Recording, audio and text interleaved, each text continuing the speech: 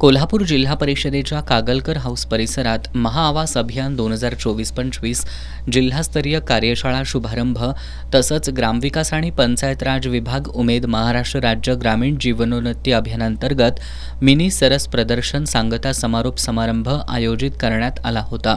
मुख्य कार्यकारी अधिकारी कार्तिकेयन एस यांच्या हस्ते दीप प्रज्वलन करून कार्यक्रमाची सुरुवात करण्यात आली।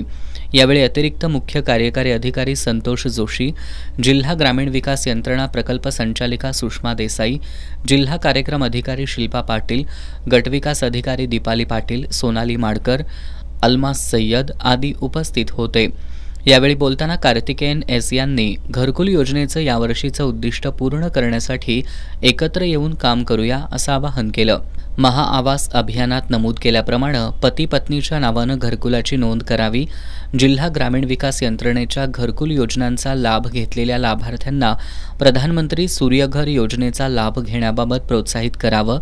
राज्य शासनाच्या मार्गदर्शक सूचनांप्रमाणे पुढील 100 दिवसांचं सूक्ष्म नियोजन करून जिल्ह्यात राबवण्यात येत असलेल्या विविध योजनांचा लाभ लाभार्थ्यांपर्यंत पोहोचवा असं आवाहन मुख्य कार्यकारी अधिकारी कार्तिकेयन एस यांनी केलं। प्रकल्प संचालिका सुषमा देसाई यांनी 1 जानेवारी ते 10 एप्रिल 2025 पर्यंत या 100 दिवसाच्या कालावधीसाठी होणाऱ्या महाआवास अभियानाविषयी माहिती दिली।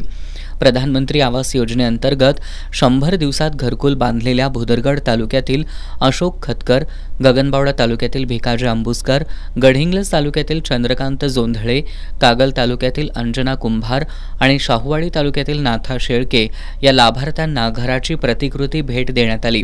मिनी सरस विक्री प्रदर्शनात विक्रमी विक्री केलेल्या महिला बचत गटांना वृक्ष आणि प्रमाणपत्र देऊन मान्यवरांच्या हस्ते सन्मानित करण्यात आलं।